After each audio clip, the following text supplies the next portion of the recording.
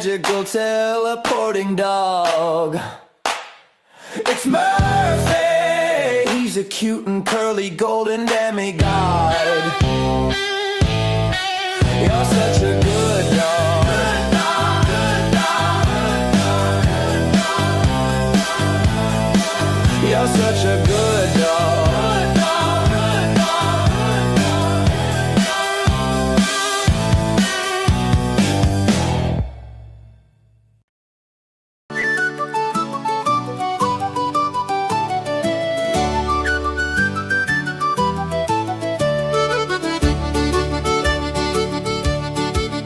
One evening on the live stream, as the comments drifted by, Lee spotted Mark and Betty's avatar, and it really caught his eye.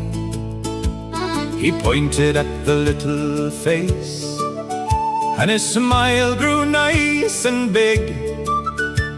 He said, "Now look at that. There's a cute little pig." Betty, sweet Betty, is not a pig. Poorly couldn't tell because the picture's not big. That Betty, sweet Betty, is not a pig. So now we all know, and we'll sing it nice and big. Betty, sweet Betty, is not a pig. Betty's human laughed and said, "No, Lee, she's a dog, can't you see?" Well, that's all it took for us to laugh gleefully. Poor Betty was traumatized, or so the story goes. Now every time her picture pops, the whole chat always knows. Betty, sweet Betty, is not a pig. Poorly couldn't tell because the picture's not big. That Betty, sweet Betty, is not a pig. So now we all know, and we'll sing it nice and big. Betty, sweet Betty, is not a pig.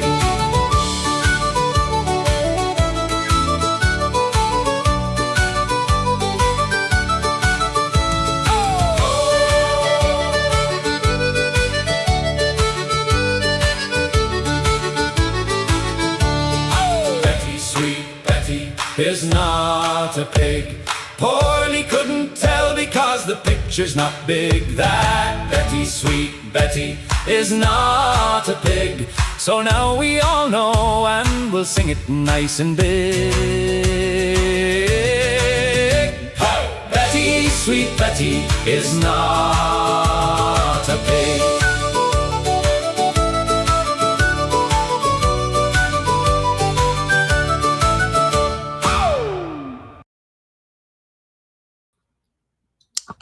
All right, everybody, welcome to A Crimes After Dark on a Wednesday night. We're kind of moving towards Wacky Wednesday, where we pull out some video and we do some live breakdowns and stuff like that. And well, at least live for me. I know Dago from True Crime Cafe has seen this particular interview, but I wanted to break it out for my audience. I've heard about it.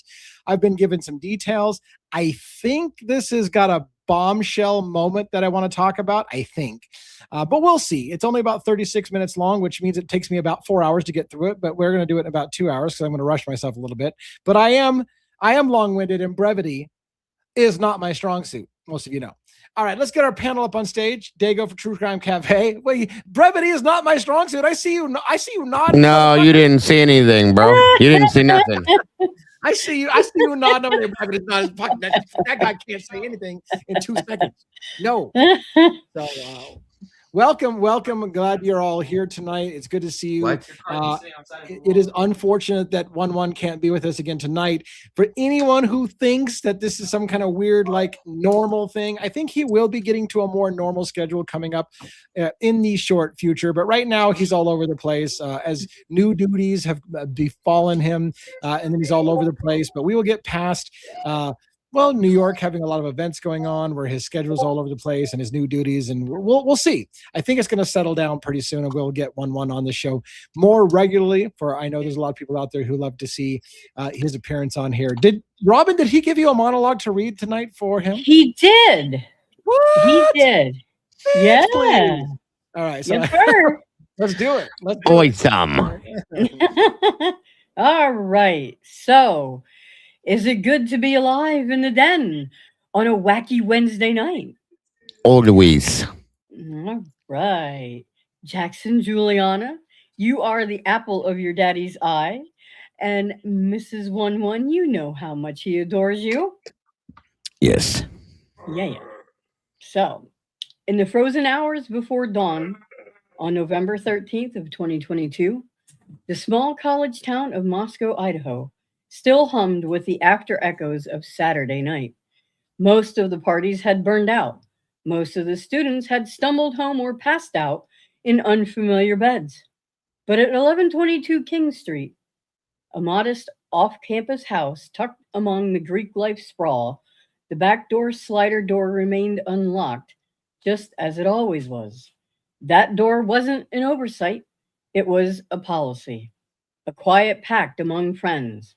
If you needed somewhere to crash after last call, if exams were crushing your chest, if you just needed a warm couch and someone to talk to until the sun came up, you didn't knock. You walked around the side, stepped through the rocks, and slid the glass open. The front door had a passcode. The back door had trust. Caleb Jacobson knew that house the way you know a second skin. He wasn't a roommate there, but he might as well have been. He and his tight circle, Ethan, Xana, and the extended family that included Maddie and Kaylee, moved through those rooms like they owned them. They cooked tacos and enchiladas at 2 a.m. They partied with Sigma Chi's and Delts spilling in and out. Caleb was usually the one behind the camera, the one taking the pictures while everyone else posed. He sat on Xana's bed just to hang out. He knew which rooms felt like sanctuaries and which ones were for louder nights. Xana, in Caleb's words, was the happiest person I ever met. A super bright light, like always happy. She could conquer the world on a Tuesday afternoon. Ethan was one of his best friends. The house itself was a gravitational center of their world. But on the night of the 12th, Caleb wasn't there. He was up at his dad's place, trying to give his brain a reset during exam season. Around 6 p.m., he logged into an online game with Ethan. They played a few rounds, not the marathon sessions they usually had, just catching up after a few days apart. Then, Ethan ended the call the way anyone ends a call with a friend, abrupt, casual, already moving on to whatever came next. I gotta go. Bye. Those were the last words Caleb ever heard from him. By the time Caleb returned to Moscow the next morning, his dad driving him down early after a 3 a.m. wake up for work, the world had already begun to fracture, cars racing past. A sudden lock on a door that had never needed one. Text to Ethan that had vanished into silence. Police presence escalating while Caleb and his people stood on the edges, trying to understand what they were even looking at. In the weeks that followed, investigators did what they always do when a house full of young people is turned into a tomb. They started pulling threads. They talked to the ones who knew the layout, who knew the rhythms, who knew that the slider was never locked because that's how you took care of your own. On December 7th, Pearl Harbor Day, Caleb sat for a recorded interview. He was calm but clearly gutted. He described a place where random strangers never just appeared, where every face that came through that back door belonged to someone who had been there before. He talked about Xana's light, about the normalcy of video games and goodbyes, about the creeping, unshakable feeling that settled in his chest once the shock began to fade. I have a feeling that someone that I know that did it, but I don't know who. Like, once this person gets caught, I have a feeling that I'm going to know who it was. This is the story of a door that was never supposed to be an investigation to death, of a bright light extinguished in the dark, of the friends left standing in the wreckage, trying to understand how the place that felt safest became the place that took everything. Welcome to Crimes After Dark. Tonight we go inside the December 7th interview. We walk the rooms Caleb walked. We hear the last normal moments before the abyss opened, and we confront the question that still lingers in the static between every word. How do you lock a door that was never meant to keep the darkness out? And with that, this is Devil's Advocates. Why, thank you. Excellent. Great job, Robin, reading, and great job, 1-1, creating. Yes. Yeah, for sure. Well done, Sir 1-1. I'm feeling a little frisky tonight. I may or may not have I'm frisky. I'm frisky. All right. Now here's the thing. You may need to get me up to speed. I didn't watch Caleb Jacobson's first interview, so this is a second interview. Dago, can you bring us up to speed on who Caleb Jacobson is and why we give a shit about his interview and why he was interviewed twice and all those good things? Well, the first. Whoa, hold on. Well, you sounded great to me. Can you hear me? Okay. The first interview was basically it wasn't an interview. It was just a phone call to get him to come to the station to do the interview is all it was. So why are they calling this the second interview? Because it's labeled the way it was sent to Connor. It was labeled 1 and 2. Okay. It's 4 minutes long. It's a phone call saying, I don't like to do this over the phone. So yeah.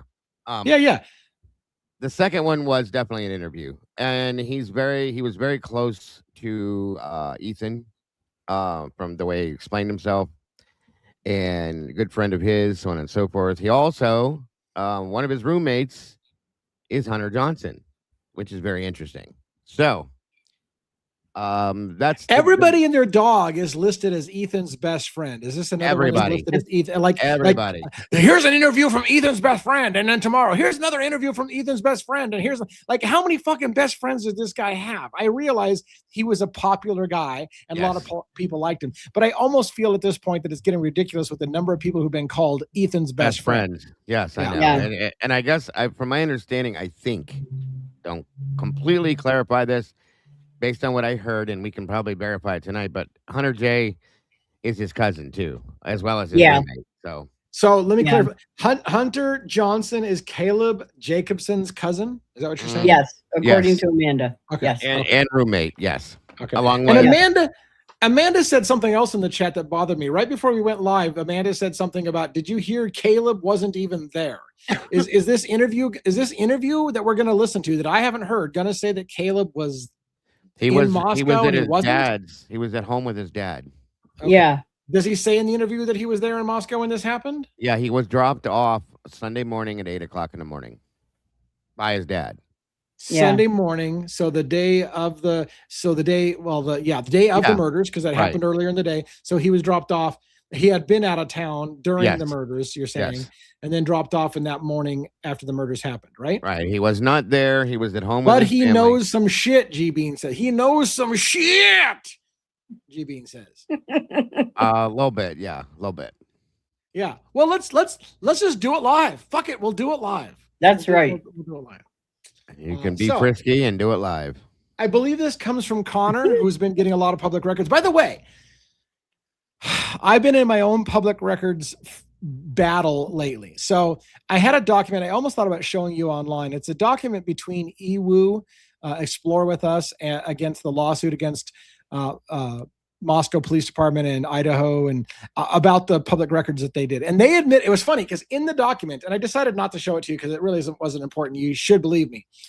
Early on, I told you, when I did my first records request, Moscow came back and said, for your request, we need in excess of $20,000. That's our estimate. It's going to cost us more than $20,000.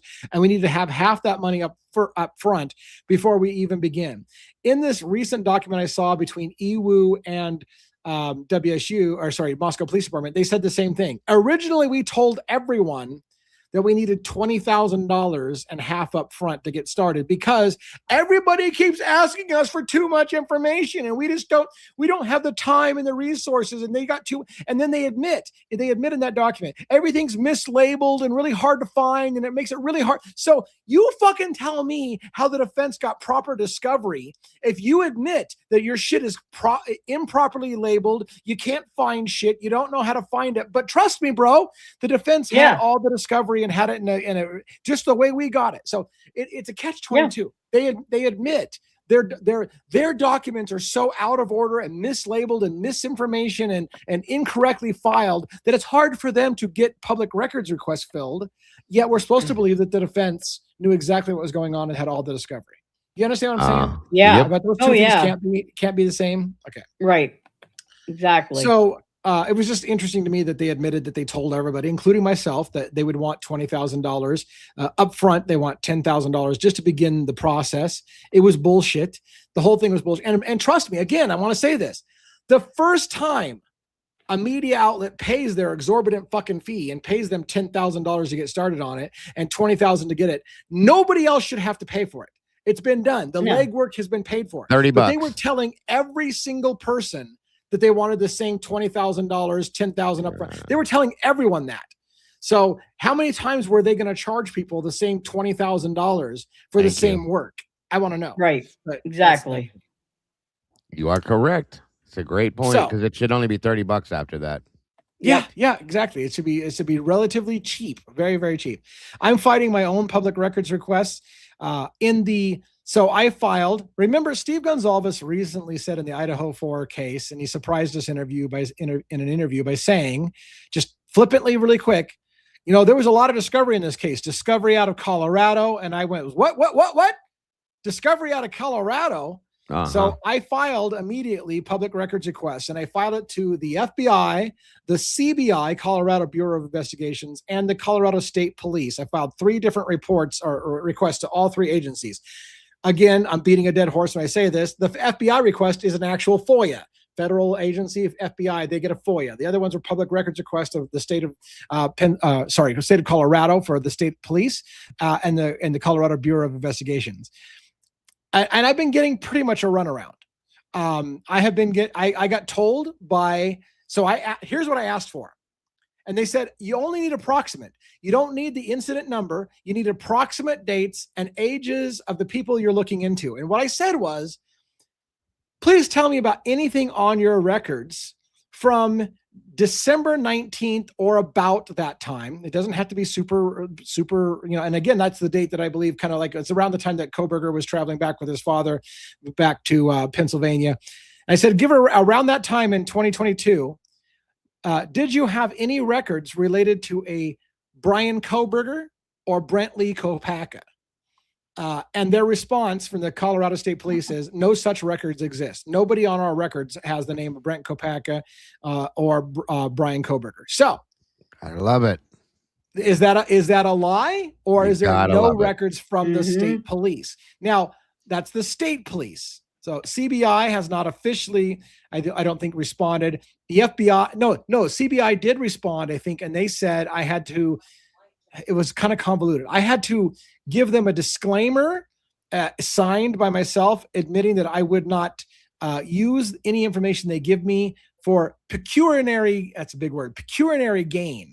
So financial gain. So and again, here's the tricky part.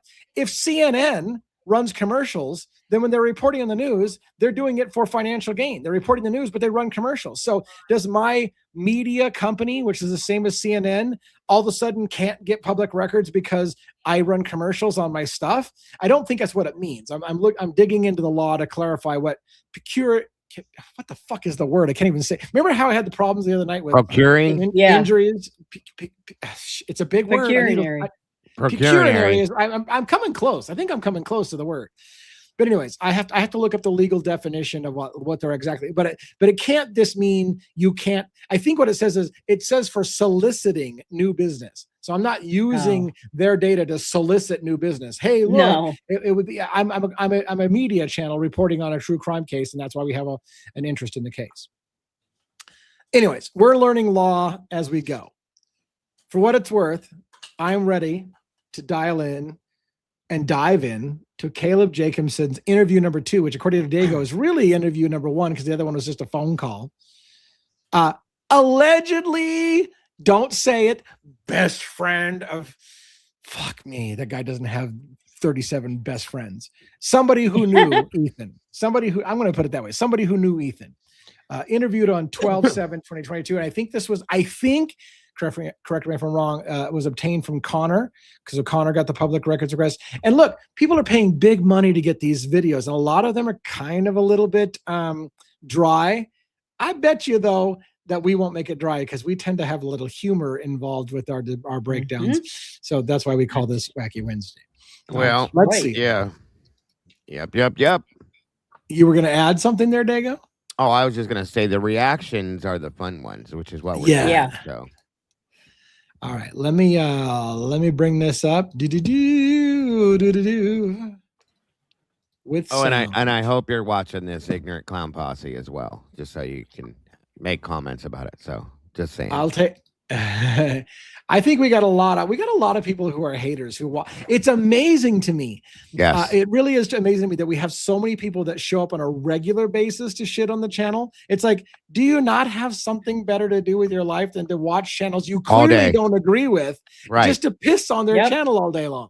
Like, amen, bro. Amen. Move on to some place that you actually are healthy. Have a healthier relationship. Move on to something else. I'm sorry, Jeebs. I can't hit the button in here because I'm not leading. So otherwise, next time I'll do it. I promise. All right. Are you ready to get rolling? Rolling. Yep. Rolling. Keep those doggies rolling. Right. All right. You have to let me know pretty soon if I don't have sound. I'm going to hit the play button. Let's bring it on. No sound for me either. So hold on. Yeah. There it is. Did you hear sound for a second? Awesome. Forewarning, there's a lot of redaction in this. Okay, your middle initial and your last name. Awesome. Okay, and your date of birth. Awesome.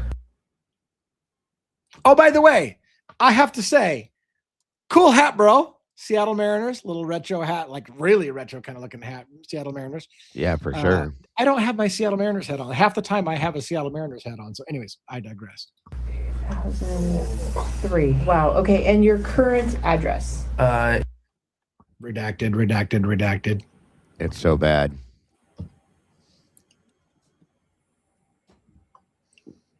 We could almost run a whole other show in between the redactions they have. Yeah, no shit. Yeah, there's a lot. Good Lord, how long does it say this tail is that? Doing all right. And your address is? Does it really? Is his address that I live at 4727 452 2nd Street in New York? Like, how long is the fucking address? They must have made him tell an address, spell it out and everything. So spell it. Jesus. All right, sorry, I digress. It's ridiculous. Yeah. Seen better days, but yeah. This is me, so you have that. This is Tim. Today is December 7th, Full Harbor Day, and the current time is 1:53. So, it sounds like you know what's going on, and just in case it didn't capture that first part, you said you are roommates with Ethan. And no, I'm roommates with. All right, redacted. But you are saying, is he roommates with Hunter Johnson? Hunter Johnson. Yeah. Roommates. Okay, let me clarify this, Dago. Was Hunter Johnson living at the Whites with this guy, or was he staying with Emily at the 1119 or 1118 address? Where was Hunter staying? Both. Fuck me. That's awesome. And also his roommate as well as his cousin. Yes. Okay. It's a good thing that this isn't confusing. That's the only thing I can say. It's a good thing this isn't confusing. Cut and dry. Of course. Yeah. All right, here we go. Yes. Okay. And was the guy on the line with 911. Yes. Okay. All right. So there's your confirmation in case you needed it, that it is Hunter Johnson. He's the guy who was on the line with 911, who we know is Hunter Johnson. So for those who weren't sure, we just pulled that out of our ass. That's further confirmation. All right. So I'll just let you start. It might be easiest just to have you start telling me what you know, what you understand of the case, anything you think that might help us out. It's hard for me to even fathom. I was back up here because I was buying my phone, and then I walked into my apartment, and my other roommate, her boyfriend, is one of me and her best friends. He was leaving. Fuck! Oh my God, I can't stand the redactions. Get ready because there's a lot. Okay, so so let me break this down. He's roommates with Hunter, but he happened to be out of town during the murders and then came back in the morning of the murders. Okay, let's keep going. And we just saw cars racing by right when Hunter and my cousin had left to go over there. So that's where he got the Hunter, my cousin, was going to go. Right when my cousin Hunter was going to go over there. Wait a minute. There's all kinds of cars going by?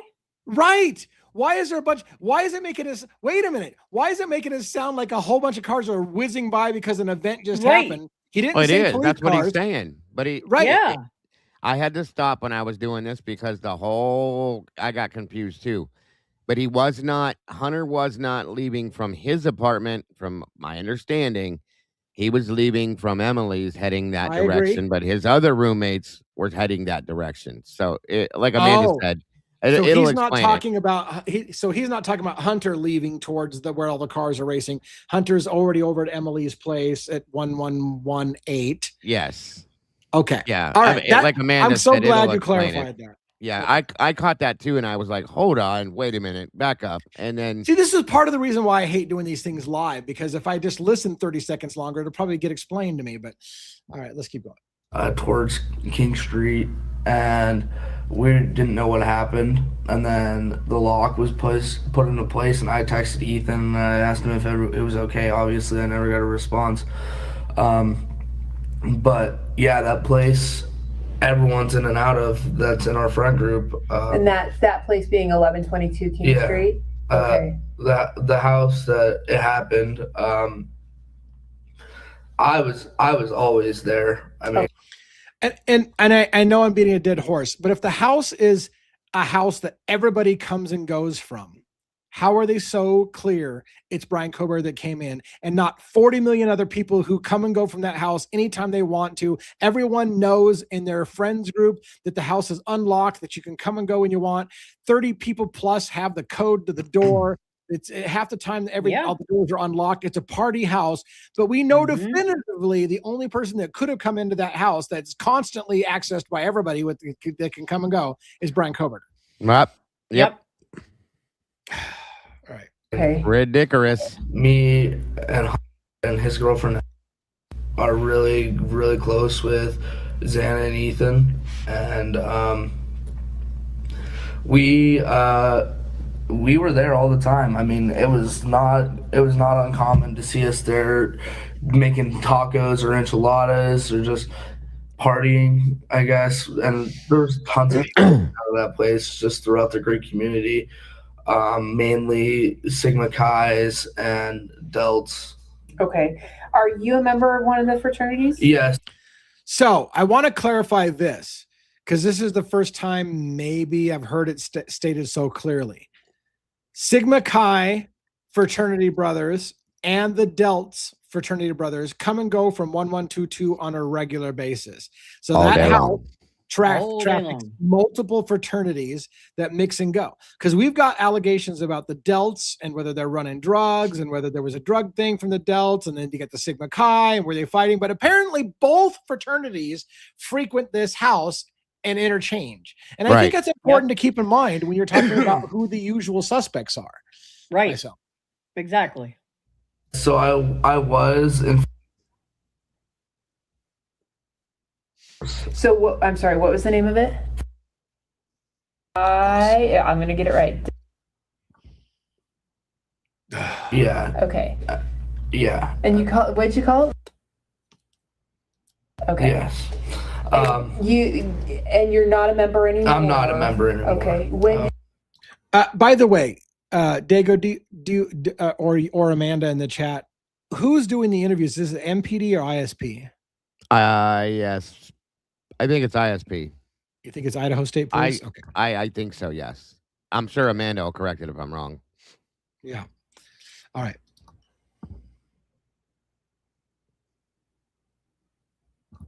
We're playing, so there's just redacted bullshit. I was still a big part of the Greek community. Even though I wasn't in the house anymore. I mean,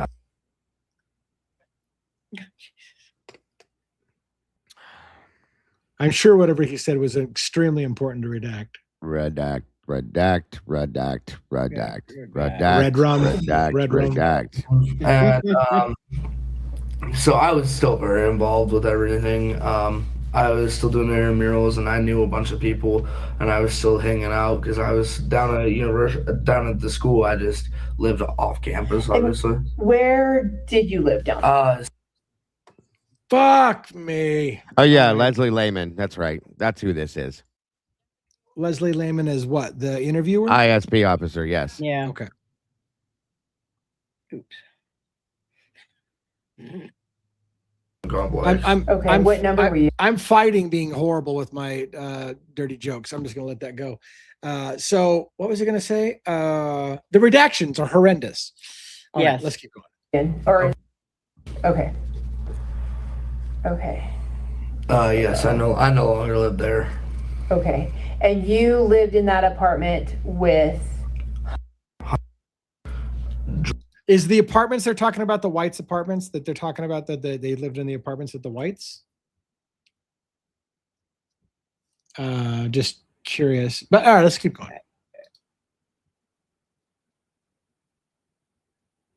And we are playing. Okay.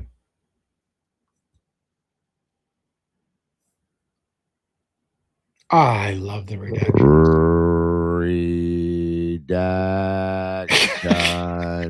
I mean, the good news, this is going to go fast, right?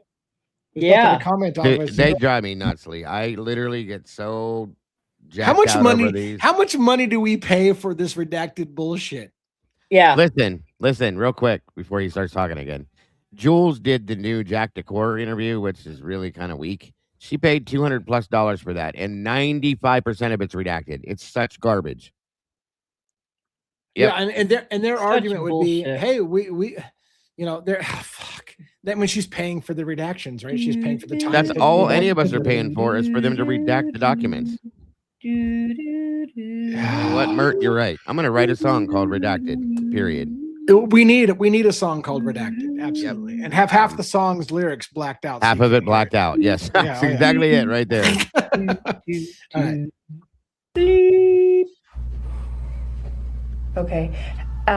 Before we go any further, have you spoken with any of them? Yes. So you know what? That redact already. I'm having a brilliant. Like if I were doing the redactions, I would make it clear what was about to be said, but I would redact it. I'd make it abundantly clear what I was about to say, and then I'd just redact it. No, right. Yeah.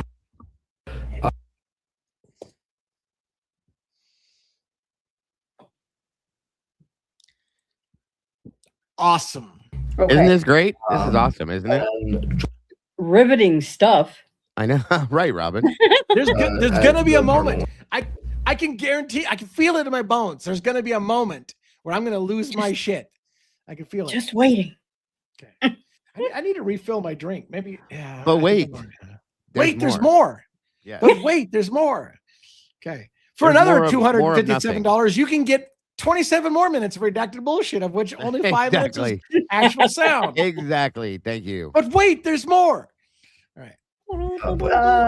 So your apartment that you live in?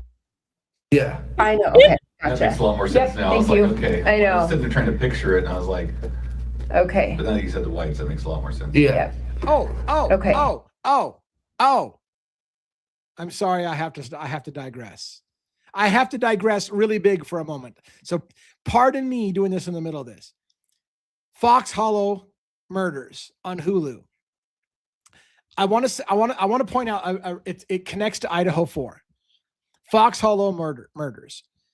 If you haven't watched season 1, we're on season 2 now, and Birdie Bombshells is in season 2 on episode 1. Is it good? So no. The series is not good in my opinion. It's interesting. It's super interesting, but I hate the way they filmed it. They're trying to make it super dramatic, and they repeat the same things over and over again to make it more dramatic. I hate that style. But having said that, I was watching it because I heard Birdie was all over it, and I wanted to see what Birdie's position was in it and whatever. But there's a moment that they caught on film, and it relates to Idaho 4 in this way. An investigator who was investigating a certain person as the killer who had killed, and they had 10,000 bones, 10,000 human bones on the property at Fox Hollow, and a serial killer that they said has killed more people than the only thing that compares in the United States to the number of people killed is September 11th. This person alone may have killed as many people as that it compares with September 11th. But as they're investigating him, this investigator had been on the case for years and had developed a whole bunch of suspects. A new investigator comes in, and you see a moment on camera where the investigator is turning over her files to the new investigator and says, this person's a suspect, this person's a suspect, this person's a suspect. And the new investigator stops her and says, I don't care about any other suspects. And she goes, oh, you only want Baumeister? He's like, yeah, I only want Baumeister. And he literally was admitting, I give zero shits about any suspects. I have decided already who the killer is, and that's all I want to hear about. And she's pointing out all the other suspects. He goes, I don't care about any other. He literally says that. I don't care about anyone else. I only care about Baumeister. And that's the kind of shit that happens in police stations across the country, everywhere. I only care about the guy I'm looking into. I give zero fucks about any other suspects. It happened in that case. It's happening in this case, in my opinion. And I just thought it was interesting when I saw that. Okay, I'm done with my digress. Let's get back. So are still there. Mm-hmm. We have been in contact with him. Okay. Yes. Okay, so on November 12th, which was the Saturday, were you down in Moscow then? No. Okay. On the 12th, I was staying at my dad's house.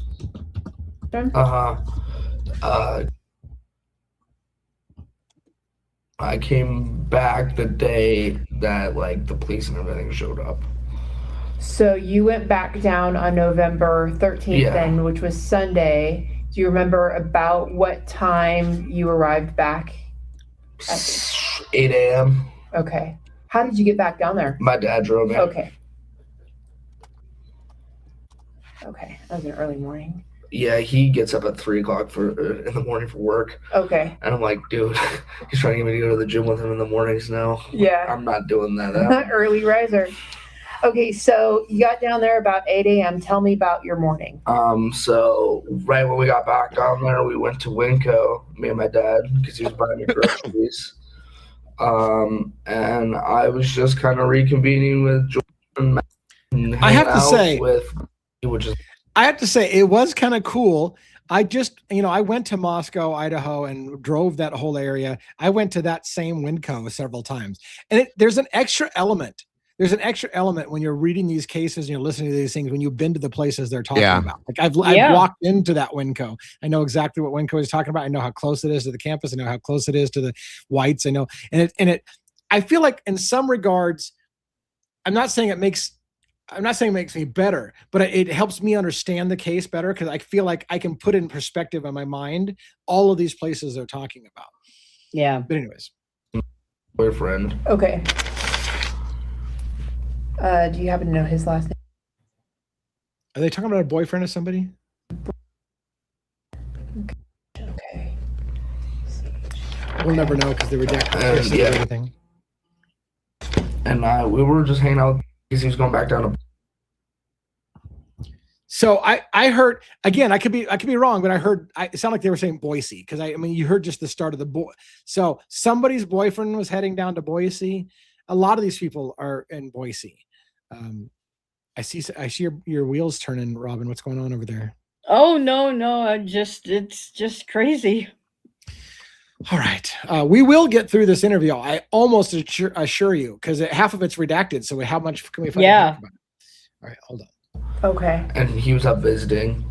And we were just kind of saying our last goodbyes because it was the last day there. He was leaving around 11 when everything kind of escalated with the police.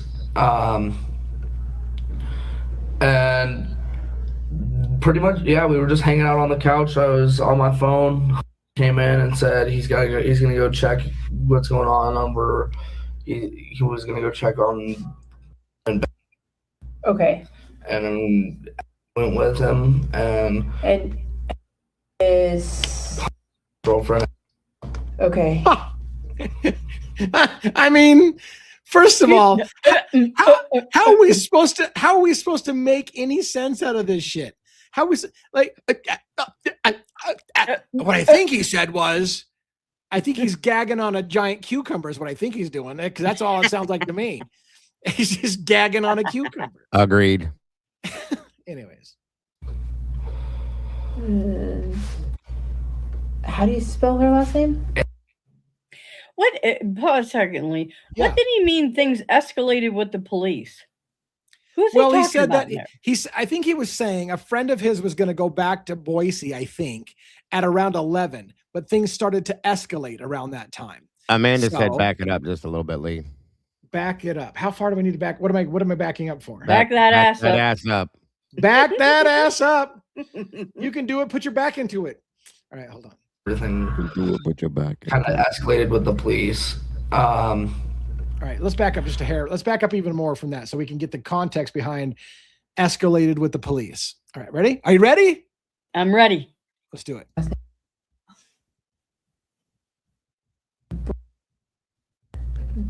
Okay. Okay. And yeah. And we were just hanging out because he was going back down to Boise, I think. Okay. And he was up visiting. And we were just kind of saying our last goodbyes because it was the last day there. He was leaving around 11 when everything kind of escalated with the police. Did the call come in at 11:56 around noon? That's what I 11:58. Yeah. 11:58. So granted, people can be wrong, right? But around 11, that's an hour off by my estimation. By around 11, police activity is happening and starting to escalate with the police. So to be fair, playing devil's advocates, his memory could be wrong. Maybe it was closer to 12, but he thinks it's closer to 11.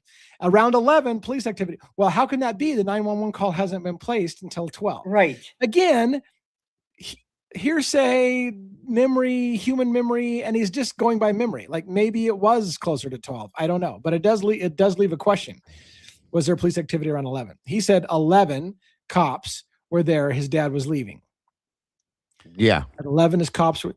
Yeah, and again, who is the individual who's going back to Boise who was in town? See, that's the inquiring part of my mind that wants to know everybody who was there.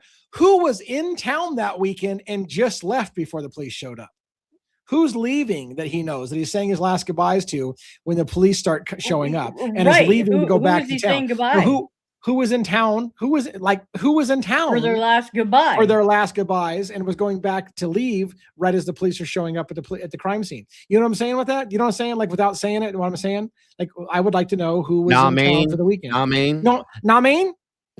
Oh hell, I give up, Moonflower. Amanda says it was his dad that was leaving? Yes. Okay, it could be. Okay, that would be fair. So nobody's suspicious in the case, right? Just his dad was in. I mean, I don't know. Well, Amanda said his dad just dropped him off, though. Right, his dad came and dropped him off, and then was going to head back. So maybe that's it. Maybe his dad was going to head back when the police activity started. The way that he says it sounds like some kind of big farewell. Yeah. Like it's his last night, you know. Right. That's why I was confused. It sounded like he's saying his last goodbyes. Well, your dad just dropped you off. Is that a big? Oh my God, I'm gonna miss you so much. You just dropped me off. I'm gonna miss you so much. I don't know. Right. I'm being an asshole, but a little bit dramatic, right? Right. All right. Let's keep going. And pretty much, we were just hanging out on the couch. I was on my phone. Somebody said he was going into the Navy or the Army. He's going to the military of sort, yeah. there's a lot of shit we don't know. This is why doing this live sucks. So maybe it was a big emotional goodbye. If father's dropping off his son, his son's going into the military, then maybe it was a big farewell, right? Maybe it is a big farewell. So maybe I'm an asshole. I don't know. No, it's just that we haven't seen this, so we have to ask questions. No big deal. It's all new to me. Yeah. He talks about it in this interview. What people are trying to say is, DA, shut the fuck up and just listen to the rest of the interview, is what she's trying to say in a polite way. All right, let's keep going. Came in and said he's gonna go check what's going on over. He was gonna go check on. Okay. And went with him and his girlfriend. Okay.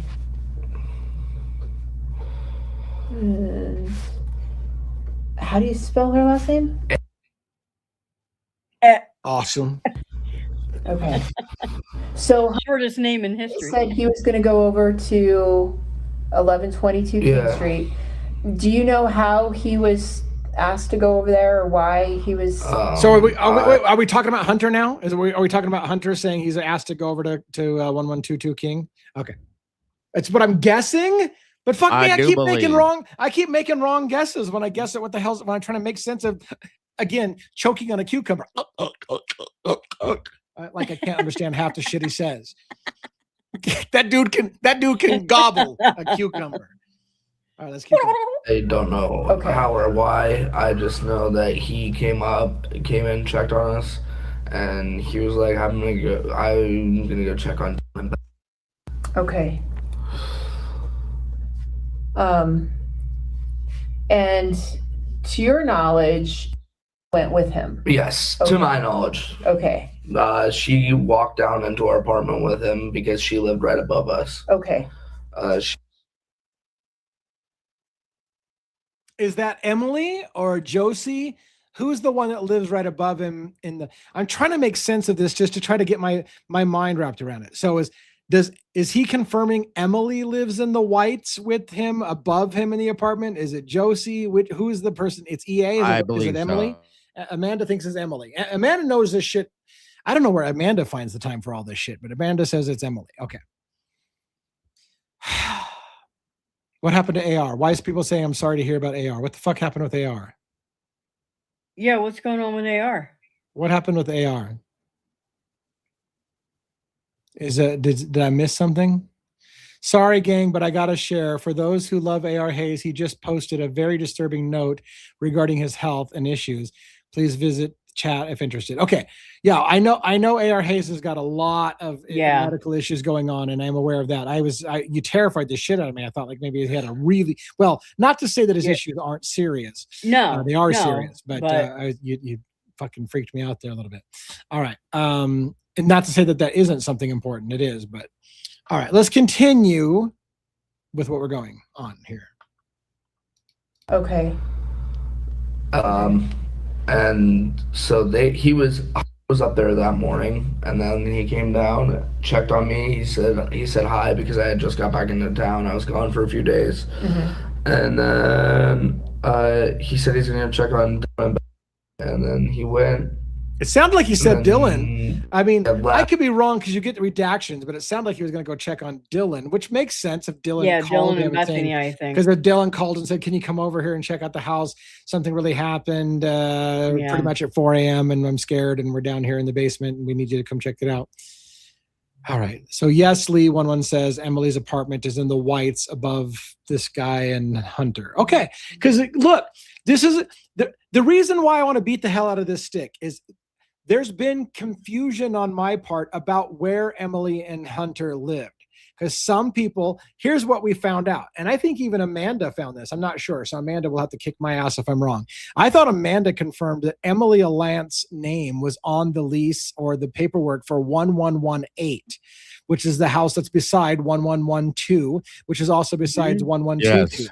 So when Emily's name is on the paperwork as living there, I said, wait a minute. Hunter came over with Emily. Did they come over from 1118 or from the White's apartment? It makes a little bit of a difference.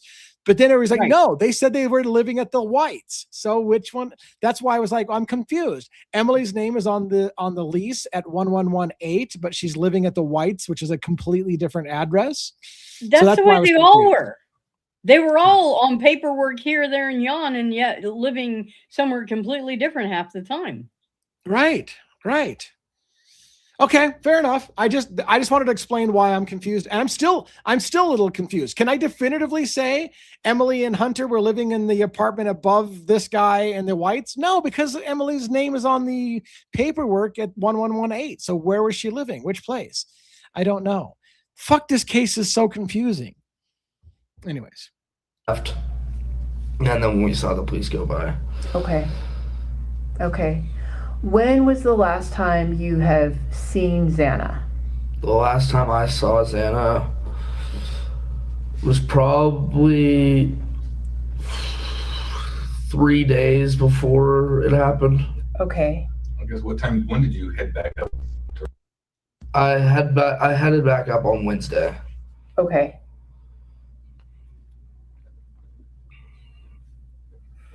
Okay.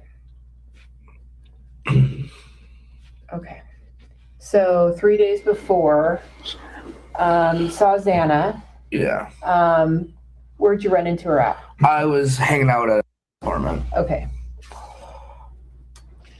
And Amanda says, I'm going to have to go. You're going to need to cover for me for a minute, guys. I'm going to make a point and I'm going to step away for just a minute because I got to refill my beverage of choice. But Amanda said she never saw, I think, Emily's name on the White's apartment. She did find Emily's name on 1118. So is the answer simply this? Did Hunter live in the Whites? Did Emily sign a lease at 1118?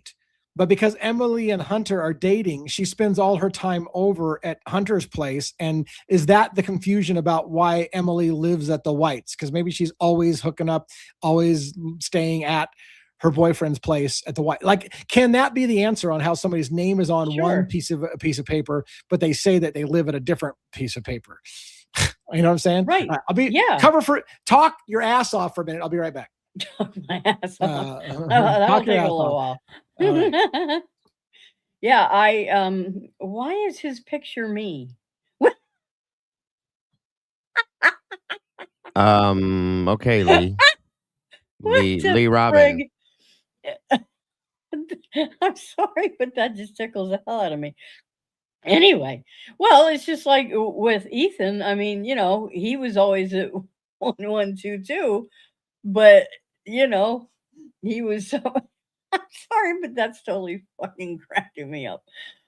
So I don't know, and it's like Ashland Couch. She was still on the lease, but she wasn't there, and Xana used to live at 1118, and then she moved, and so it's crazy. I'm looking at my picture. I'm sorry, guys. I'm like, why is his picture like that? I don't know. How did he get that there? I don't know. So anyhow, yeah, this case has been just confusing from the get-go, but these redactions are so freaking lovely, aren't they? My goodness, it's astonishing. And all the money that these people have paid for this stuff, it's crazy. Yeah, I'm his avatar. Hey, I guess there's worse avatars to have. Oh my God. But so yeah, and I mean, Kaylee lived at the Whites, and who knows where the hell they actually all belonged. There's people on the lease and stuff for 1122 that had graduated, for God's sake. They do. So I don't know. You know what, Robin? I was listening to you, and the funny thing about your picture being my picture, because you and I share like a login sometimes, and this happens from time to time. The other night, I was recording a show, and then I got done with my show, and then I thought, holy shit, Robin's backstage. I've been listening to my room the whole time. Like she's logged into my back. And it was because for some reason my login has changed to your picture. And I was like, holy shit, how embarrassed. What was I just doing that Robin's listening to my whole house? She's fucking backstage in my thing. But I don't know how it is that it switched my picture, but I got caught by that the other night. And I was like, oh my God, I just left Robin backstage. That's funny. And I even came on as like, Robin, are you there, Robin? And I was talking to myself because my picture was you. I was going to say, you've definitely gotten a lot prettier, Lee. I like the picture. Well, better. You know, I do what I can. I mean, sometimes it's women's lingerie, sometimes it's taking away a picture, whatever it makes it to make myself look prettier. Oh, are you ready? Okay, then. All righty then. Let's get back to this. I like to keep it real. Let's go. And when was the last time you saw Ethan? I ran into Ethan the same day I saw Xana, but I was playing video games with him the same day it happened. But that doesn't matter. So on Sunday morning? No. On Saturday morning, Saturday night. Oh, hell, I digress. You look good without a beard. Fuck no. When I shave the goatee off my wife, like, oh my God, you look like a little boy. Fucking grow some hair on your face. Put some hair on your balls. Do something. Look like a man. Grow some hair on your balls. I'm sorry. All right, let's keep going. I digress. Right. Okay, before everyone went out, on the 12th.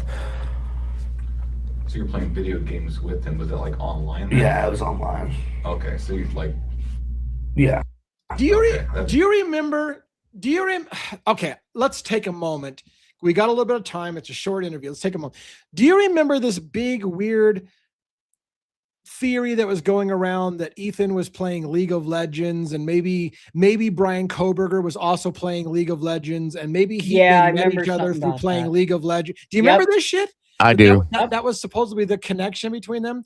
So now we hear all this talk again about they're playing video games together and what's their gamer tag and blah, blah, blah. What would be interesting is if the gaming set was left on. Yeah, it's a good point. That's a good point. I'll be right back. Yeah. Because if so, just speculation, but if so, what was overheard on the gaming console? God, I was terrified when I thought you had microphones in my house. I was like, oh my God, what did Robin over here? Yeah. So anyways, also if you leave your Xbox, oh my God, I got a story about the Xbox. Oh my God. Hold on. We're digressing because Dago stepped away. Check this out. I had an Xbox.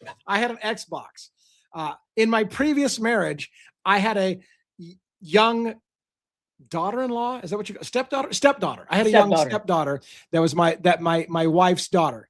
And she had a friend over. And one day I heard a scream from the living room.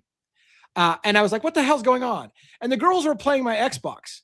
What I didn't realize is that my Xbox has hooked up to my computer and showed the hard drive contents, including adult photos that showed up on and I heard this like, oh my God, what is that? And I'm like, what the fuck? Why would the Xbox ever connect to my hard drive and show my fucking contents on my hard drive? I was mortified. It was the most horrible experience I think I've had in most of my years. It was horrifying.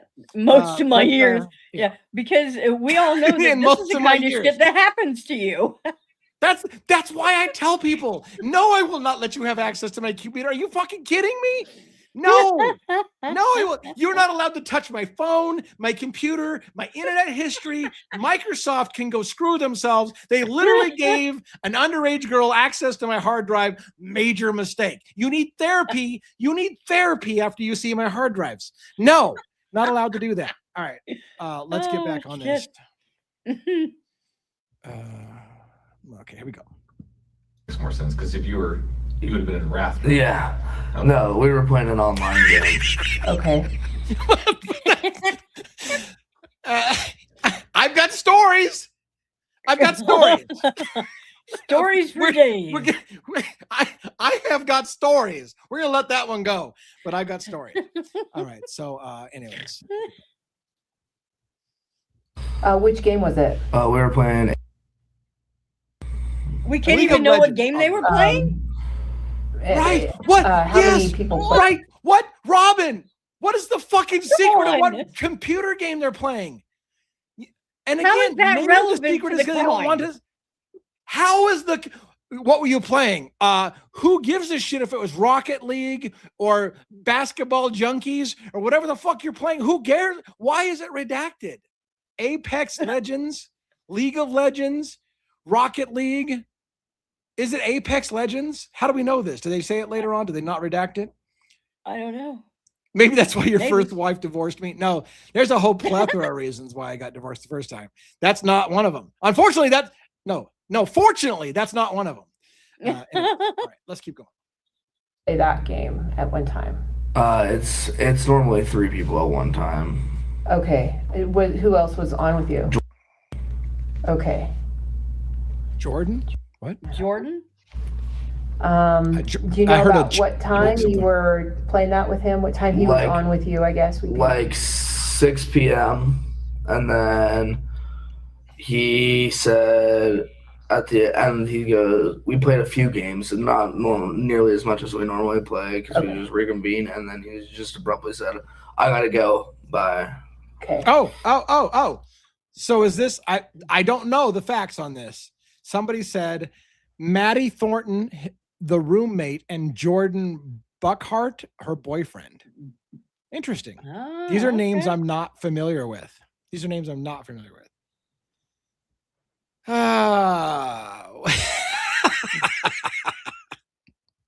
I'm reading the chat. It's the best. Yep. All right. So, all right, let's keep going. Do you remember about what time that was? Probably around 6:30. Okay. And you remember him saying something akin to, I gotta go by? Yeah. Okay. Do you know I know her mutually mostly. Okay. I know Matt and Kaylee mutually because I'm also from and Kaylee lived like down the road, but I'm more familiar with Kaylee's. Okay. Younger what? Kaylee's younger what? Younger what? I'm more familiar with Kaylee's younger. Little? Maybe that's what I was wondering. Is Kaylee's it a little from a sorority or is it Kaylee's younger sister? Yeah. Does she have a younger sister? All right. Well, we don't know because it's redacted to piss. All right. It says it's are you ready? Jakey's younger sister. Jakey's younger sister. He just said Kaylee. He just said, hold on. Let's back that ass up and let's listen to it. Back that ass up. Okay. Do you remember about what time that was? Probably around 6:30. Okay. And you remember him saying something akin to, I gotta go by? Yeah. Okay. Do you know I know her mutually mostly. Okay. I know Matt and Kaylee mutually because I'm also from and Kaylee lived like down the road, but I'm more familiar with Kaylee's. Yeah. Okay. Kaylee's younger. Kaylee's younger sister. Go to. I went to. Yeah. You went to like Autumn and Aubrey. Okay. Autumn and Aubrey. Yeah. Yeah. All right.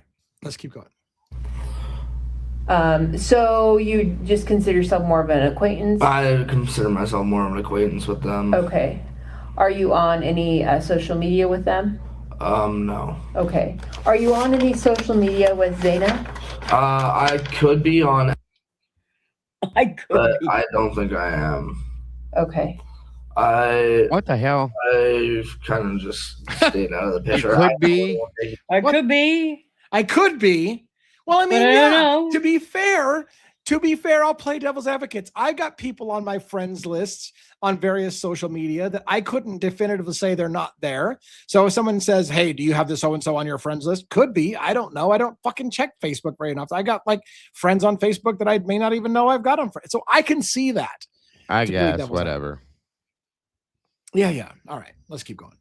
Pictures. So. Okay. and so I'm normally the one doing all the pictures, and so I'm normally out of them. Okay. Okay. So you think that you're on Zaina's Instagram? No, with Xana. Okay. Gotcha. Maybe. Any social media? You notice it's a small bitch, but you notice how the officer constantly says Zaina, and he constantly corrects Xana, but she refuses to change the pronunciation. She's Zaina, and he's like, every Xana. interview Layman's done, she says the same thing, and it's like everybody's corrected her, and she still says it. It's like, Jesus Christ, chick, get a clue. You say tomato, I say tomato. I've been there. Big difference. Xana, come on. Okay. But a lot of the pictures that were taken out of I was there. Okay. Oh, okay. So when was the last time you were up there? Just this summer. Okay. Okay. Up where? Coeur d'Alene? So Yeah. So let me explain something. If he's friends with Kaylee's younger sister, and if she's not living in Moscow, she's living in Coeur d'Alene, where they all came from, it would make sense if he says, I know her sister and I know them from up there. It would probably be Coeur d'Alene. And I'm a devil's in the details kind of guy. So who knows them from Coeur d'Alene is important to me, because I've got theories about Coeur d'Alene. I've got theories about what came from Coeur d'Alene. So I just want to clarify. Am I completely wrong? Is it possible that he knows Kaylee's little sister from Coeur d'Alene, Idaho? I'm just curious. I'm not going to make a big deal out of it, but I'm just curious if that's possible. What is her age and what is his age? And that's what my question is. Right. Yeah. And I'm sorry, but if he lived in Coeur d'Alene, you're part of that friend group, but you're not on anybody's socials. Ethan's your best friend, but you're not on Xana. Or Rathdrum. Xana's, right. Yeah. Or Rathdrum. Right. Yeah. Yeah. Anyways, it's a question I have. And I would say if he did live or was around Coeur d'Alene, Idaho, I would understand why he knew Kaylee's younger sister, because I wouldn't expect Kaylee's younger sister to be in Moscow, Idaho, but maybe if he knew them from Coeur d'Alene. And let me make sure that people are aware of this. I mean, 3 out of 4 of the victims are tied to Coeur d'Alene, Idaho. Jack DeCoeur, Kaylee Gonzalez were boyfriend and girlfriend in Coeur d'Alene, Idaho.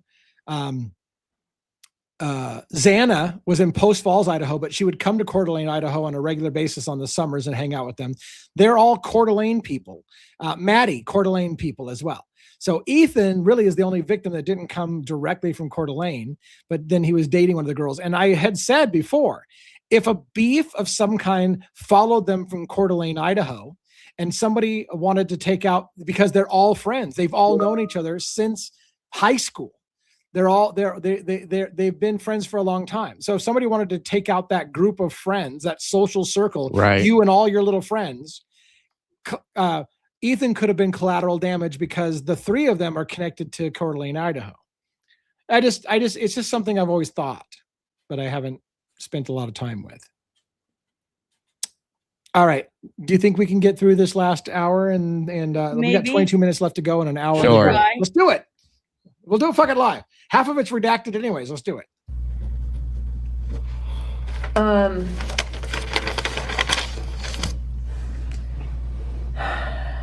So one of the things that we're working through right now, and it's a slog, is we're eliminating people. Yeah. So that's just kind of where we're at. One of the things we're asking for is what's called a buccal swab. It's a DNA swab of the inside of people's mouths. We have that. From there, we get the DNA from that, and we can say, obviously you said you've been there. I've been there. When was the last time you were inside the King Street apartment? Earlier that week. Okay. It could have been earlier than that, but I'm pretty sure it was earlier that week. So just to clarify, it sounds like they're getting ready to ask for a buccal swab from him to compare him to DNA left at the crime scene. And he's admitting, in a way, my DNA is likely to be at the crime scene because I was there not too long ago. So just stick that all in your Kamasuchi loose leaf pipe and puff on it for a while. All right. Okay. I'm not 100% on that, but I wasn't there shortly before it happened. I wasn't. Okay. Okay. So when you're there, do you ever go into the bedrooms at all?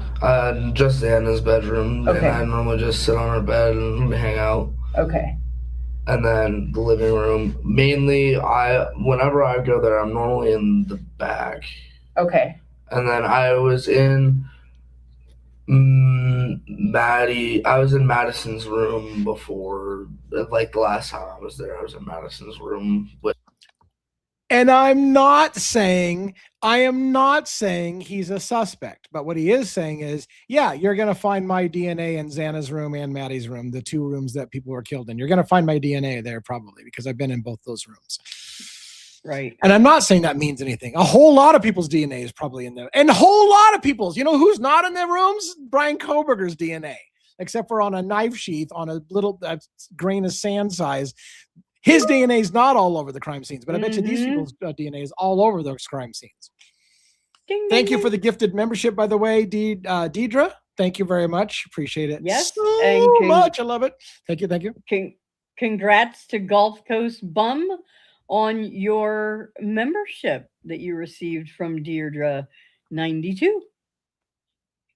Perfect. Let's do this.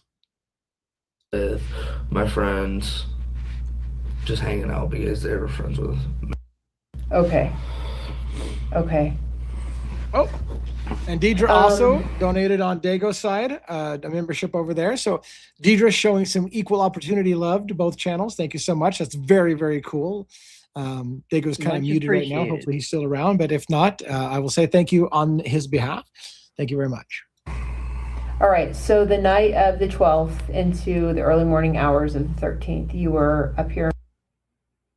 Okay. All right. Do you have any from that 24 to 48 hour period, any Instagrams, Snapchats, or anything with any of the people involved, any Xana, Ethan, or any of them? During the time that it happened? Yeah. No. No. Okay. I was in contact. That question alone is super interesting to me, and maybe I'm making a big deal out of it. They're asking if he had any Snapchats going on with the people who are murdered at the house during the time. And he's like, not during the time that it happened, because there's all kinds of Snapchat communications, group communications going on during really, really interesting periods during the murder. And we've all asked what was being sent around, who saw what pictures were going around, what was happening with all the mysterious Snapchat messages going on when supposedly everyone was asleep. Everyone's asleep. Everyone was attacked in their sleep, and the people fell asleep right after the murders happened, and everybody was asleep in the house. Yet we know that's not true because they were on Snapchat and they were sending messages all over the place. And she asks, did you get any Snapchat messages from the group text or whatever? Nah, not during that time. But I find that interesting because I think we would all like to know what the fuck everybody was Snapchatting about during that window. Exactly. Anyways. I didn't text Ethan until after I knew something bad had happened. Okay. Because is it happy birthday to Cat Farm? Here, is it Cat Farm's birthday? Did I miss just that? Like isolated myself, give myself. Is it?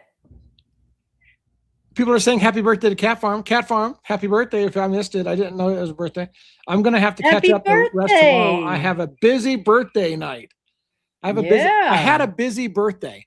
Well, it could have been her birthday, or it could have been a family member's birthday. I guess we're not clear about that. So I don't know if it's Cat Farm's birthday or not. But anyways, if it is, happy birthday. Sorry, I suck at birthdays. I suck at my own family's birthdays for what it's worth. But all right. Let's keep going, or we're never going to finish this last 20 minutes. Refresher, brain clear, because I was doing exams for my classes, and so I was just kind of hanging out with my dad, and I didn't really check my phone. Okay. In your time around any of them, and I realize it's probably Xana more than Maddie or Kaylee, but have they ever mentioned any issues with feeling unsafe? No. Xana was like the happiest person I ever met. I mean, I thought she could conquer the world. Every time I was with her, just super bright light, like always happy. I never saw her angry. And so when everything happened, I was super baffled. But no, she never mentioned anything about feeling unsafe. Okay. How about as you're around your apartment complex there? Have you ever heard something, seen something, heard somebody say something that, as you sit back and think about it, is kind of a red flag? There's just been like fights. Okay. Oh shit! Like fist fights? Yeah. Between just a bunch of random people that are throwing parties at my apartment complex, or just people are having a quarrel. But there's been a few fist fights out in the parking lot of my apartment complex. Okay. So how long have you lived in the Whites? So how many fights do you think you've witnessed? Probably about 2 there. Okay. Like draw blood kind of fist throwing fights? Yeah, I mean like 5-on-5 people. Okay. 5-on-5 people. Yeah, that sounds like a gang fight, 5-on-5, right? Or 2 fraternities fighting. Yeah. But yeah, that's an important thing. Remember, we saw all the blood all over the pictures in the Whites, that exactly on the Whites apartment, on the railing, on the floor, against the wall. Was it a 5-on-5 quote unquote fist fight that happened right outside the Whites? Does that explain all the blood? So that's question number 1. So if it does, and that's fine. I would love that if police investigated that and said, hey, look, we see this mysterious blood over here really near the crime scene. Can you explain what happened? Oh, yeah, it was a 5-on-5 fight, and here's the 5 guys versus the 5 guys, and we can identify all of them, and we can rule it out that nobody was involved with the fight. But I don't even know that law enforcement ever looked into all the blood all over the Whites' apartments, and whether or not it came from somebody covered in blood from 1122 that came back to the Whites' apartments, or whether it was from the 5-on-5. And what I don't know is the 5-on-5 fist fight from the night of the murders, or just a fight that he saw at some point? Because did he say? Because he said he's seen fights there, including he said a 5-on-5 fight. But was that the very night? Well, he said that there's been Fight fights. Club? Yeah, multiple fights going on. So I'm not 100% sure on that either. Yeah. Do we believe, panelists, let's talk from it. Do we believe that there was a Fight Club situation going on there, that people would fight for money on and televise their fights, and there was some kind of Fight Club thing going on? Do we believe that that's true, or do you guys think that's bullshit? I believe it partially because I've seen. Yes. I looked it up because there are things like other campuses, colleges where this happens. It was going on. I did a video on one that they were caught by the police doing it. So yeah, absolutely. Yeah, I could very well see that happening. And of course they're going to keep it quiet as they can. So I need to know from this perspective, because I'm a curious person. Did colleges doing a Fight Club thing get inspired by the movie Fight Club, or was it the other way around? Was this a phenomenon going on, and then Fight Club made a movie out of the Fight Club phenomenon? Well, Fight Club came out like 20, almost 30 years ago, I think it was, and this is a newer thing within the college. So yeah, so did college kids start picking up the idea? That's really cool. Let's have a Fight Club because we're. I mean, it could have been the movie, or it could have just been something they thought they come up with on their own. You know what I mean?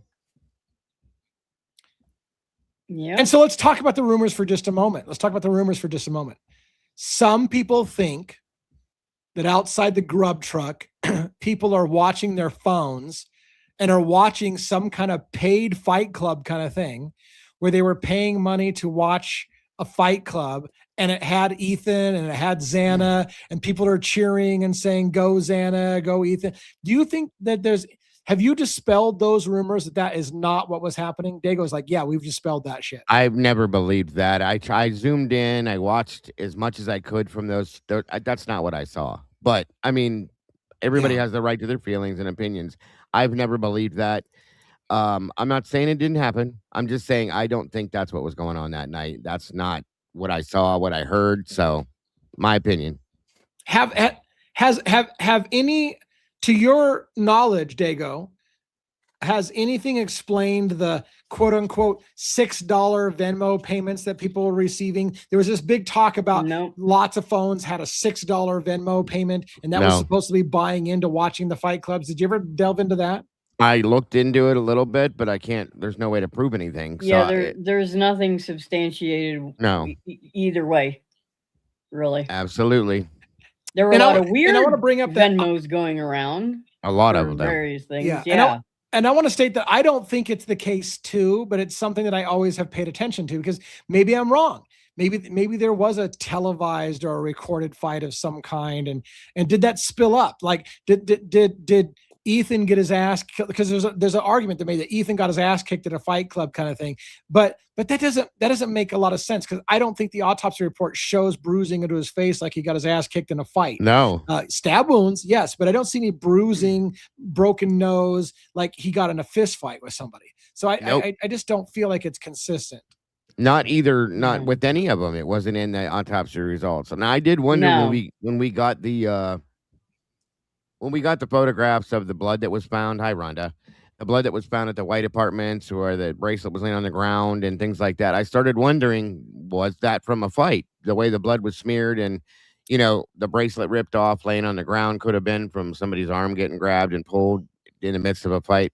So at that point, I believe it's very possible, and I've heard the video I was watching that I did, this was years ago though, men and women do it. It's guys and girls doing it, which is wild to me, but it's a thing. So did it go on that night? I don't know. Is it something that is possible for? Of course it is. But, and here's my question.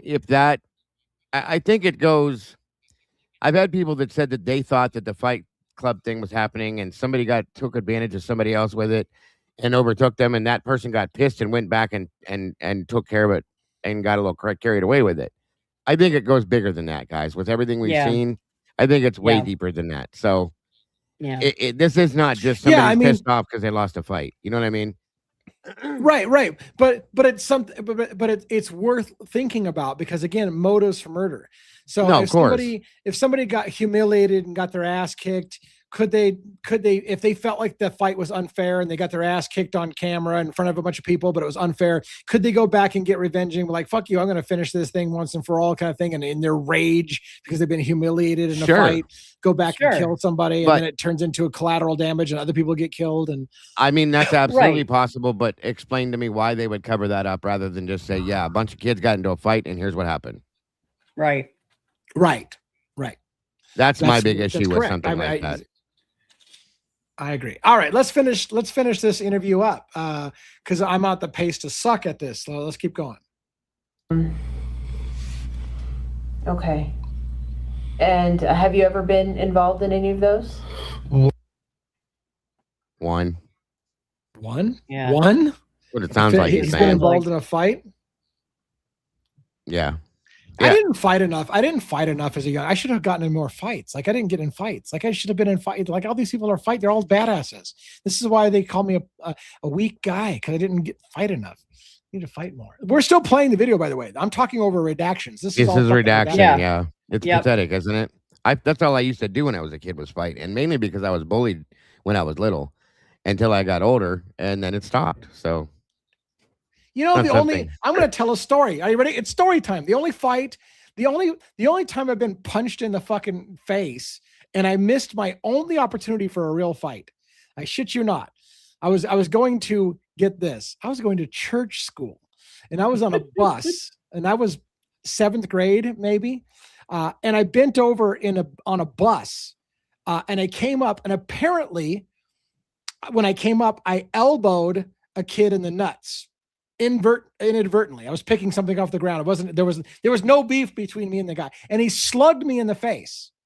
And it took me a moment to realize what just happened. I just got fucking punched in the face out of fucking nowhere. It's like clocked, like bam.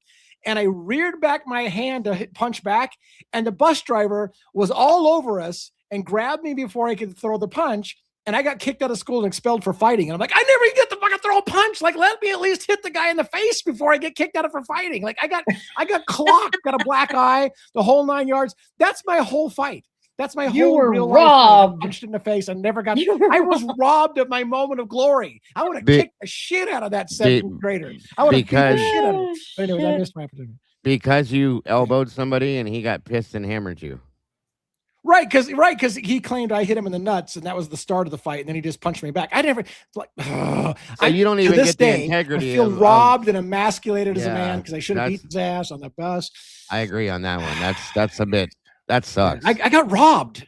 I got robbed. You did on that one for sure. However, I've been toe to toe with plenty of guys that never turned into anybody throwing punches. So there's that at least. All right, let's go. We're still redacted apparently. Oh yeah, I'm playing. This is good solid shit right here. We're playing. Hear it? Come Dr. Wade. Yeah. Jenny's like, we need to get Lee in a bar fight. Did you ever find out who he was? No clue who he was. You haven't? Have you seen him since? No.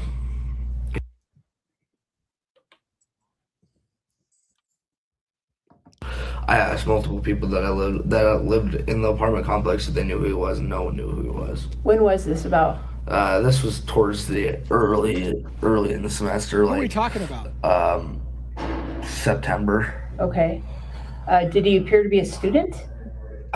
He looked around my age, but I don't know if he was a student. Like I said, I've never seen the person before, and I've been very involved on campus. Okay. And normally the people that are wandering over that way, I know. Okay. And you didn't recognize any of his buddies that showed up? Mm-mm.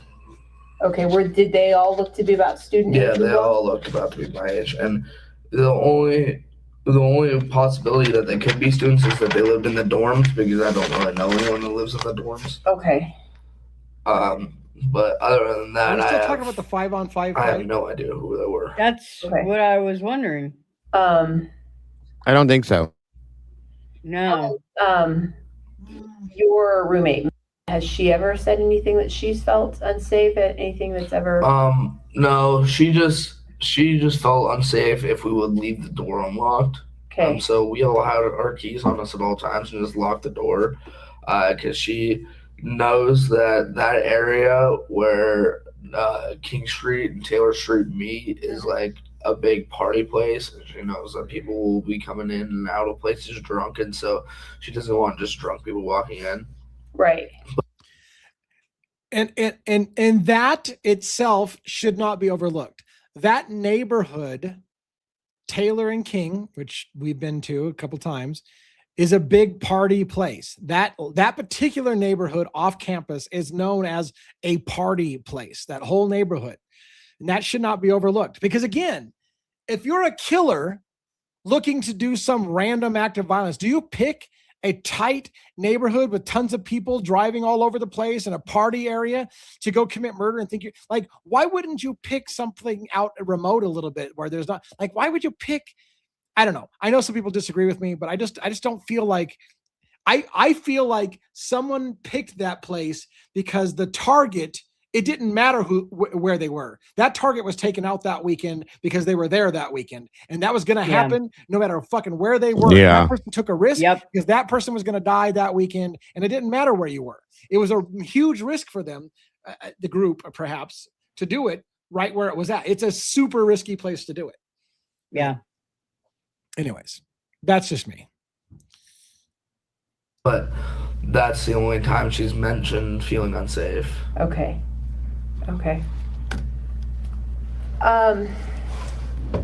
Tim, anything? I don't think so. Okay. So I have the swabs here. I'm going to ask, I don't Buccal have swabs. any Or release buccal forms swabs. though. Do we need? As long as it's recorded. Yeah, we're good. Do you mind giving a swab? I can give a swab. Okay. It's pretty short and sweet, and I will tell you that this is only used as elimination for this case only, so it doesn't go into any kind of like national. I mean, maybe it's just me, but I think if I don't want to be an asshole, but if police officers ask me to voluntarily give them a buccal swab to eliminate me from a crime scene, the answer is fuck and no, and I want a lawyer. Like, you're not get a taking warrant. my DNA Get a warrant so that you can then have my DNA and place it at the fucking crime scene. Fuck no, you're Get not a getting warrant. my DNA. Anyway, I agree with that, especially nowadays. Or anything like that. Okay. So you're heading off now to go. Redact away. Redact my ass. Hey. I mean, the whole thing about not giving your DNA, like people say, if you don't have anything to hide, why would you not do it voluntarily? You don't have because of anything to this hide, case right here. I don't. This is exactly why. I don't trust the system. Honest to God, before this case hit, I probably would have. Not now. Fuck you. No way. No how. No. And just so people know, we're playing the audio. Like we're talking. We're not paused. That's all redaction right there. Yeah, they're doing this buccal swab. It's all or buccal swab. It's all redacted. And all you're gonna hear is him like doing the whole cucumber thing again because he's gonna have his mouth open. He's gonna be,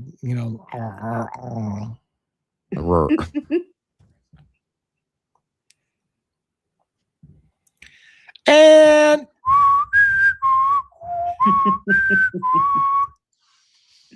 this is still playing. It's still playing, people. This is unreal. Redacted. I mean, I got to double check. Yeah, it's still playing. 22, 53, 54. Dude, I told you. 56. Yeah, it's rolling. It's rolling. If 3/4 of this video is redacted, there's a more mouthful redacted of sausages. Than not. One. Oh, here we go again. Here we go. Don't start with the sausage. Balls deep in the sausage. Deep I can't handle sausage. Balls deep to the sausage. Guy's not the brightest. Nope. Shovel in the He's yard. Not the brightest shovel in the tool yard. Nope. Tool shed. Not the brightest shovel in the tool yard. Tool shed. Yeah, I don't know. He's not the sharpest shovel, the brightest shovel in the backyard. That's right. Yeah, that's what it was. The brightest shovel in the backyard. That night was something else, y'all. Oh my God. Dog. Dog. Come on, I didn't hit anybody, dog. What's up, dog? I couldn't even walk straight. I didn't even get in a fight, dog.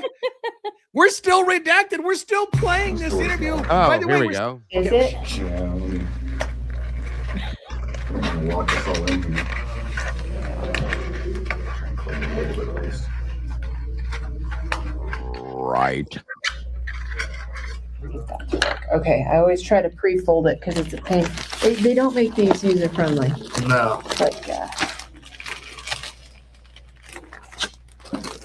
Lead singer from the Village People passed away. Oh, now it's all smeared.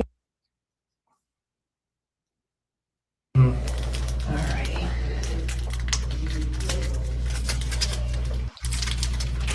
So what I'm going to do, we do 2 swabs. I'm just going to stick them right in the side of your mouth here, up against. Wait a minute. All of that redaction, they weren't even doing the buccal swabs. They're still getting to the buccal swabs. Like they're still going to start. What the fuck was redacted for like 27 hours? I might exaggerate the time there a bit, but what the hell? Okay. Cheek and just rub for about 5-10 seconds. Perfect. Thank you.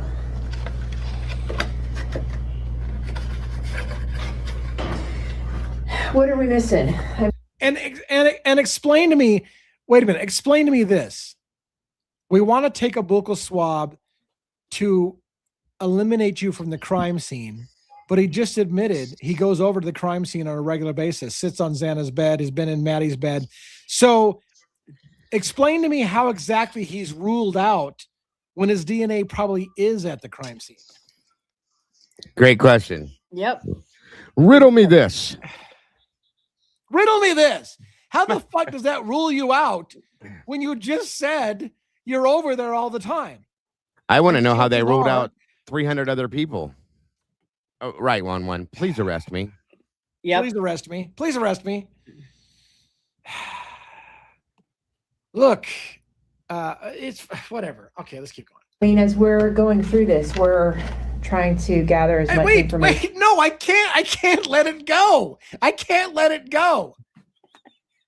if I have a friend and I go to my friend's house all the time and he's in town, I go to my friend's house all the time, and then he gets murdered, but I had nothing to do with it. And someone says to me, hey, can I get a buccal swab to see if your DNA is at his house? Well, fuck yeah, it's going to be at his house. I'm over there all the time. So no, you can't just get because you're not going to pull the shit of, hey, look, his DNA was at the house. Well, yeah, it's at the house. I'm over there all the time. That's a real easy out. Yep. Anyways, all right, I'm out. I continue. As we can. Have you thought of anything that's like, oh man, they need to be looking here? No, I haven't thought of anything. It's like I said, it's all like people that go to their house is all people that I'm acquainted with at least. Okay. And so, I mean, obviously it's hard for me to fathom any of them doing anything like this. So you've never had anybody that you've seen that's awkward with firearms, weapons of any kind? No. Okay. I mean, most of the kids that I hung out with there seemed to be normal. I'm sorry. This is a total digress. What? One of the village people has passed away. We need to know what letter. So when we're singing the song, we don't sing that letter anymore. It'll have to be CA. It'll have to be redacted. Yeah, it'll have to be redacted. Oh, shit. I don't know why I find that funny. Wow, I find it Micro. so funny. Sorry. Micro, you're gonna burn in hell for that shit. But thank you very much for that moment. And you're going right behind him because you laugh. I know. There's a few kids that I haven't really talked to. I mean, I know of them and I've had conversations with them, but like I said, most of the people there, we're all friends. Okay. Nobody's ever stuck out like a random person that's come across or like never come out of anywhere. No, there's been like every time I've been there's been zero random people that just come out of the blue there. Yeah. So I mean, it's really weird to think about because I mean, from what I'm understanding, they went through the slider door.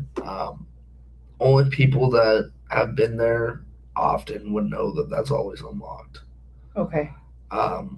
Because that they left it unlocked for their friends to come in when they can't make it home, or they just need somewhere to stay, or they need people to talk to. I mean, that was always just an option to go to if you just need. So what does that say then? What the fuck does that say then?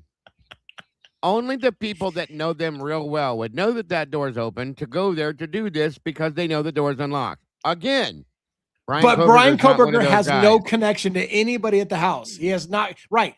I agree. Somebody who might actually know that house and know that it's always open, but that's not Brian Koberger. Because according to the official prosecution, Brian Koberger just randomly picked that house, and they don't know how he picked the house or why he did it, and drove around thinking about it and decided to do it last minute. Didn't know if it was going to be locked or not.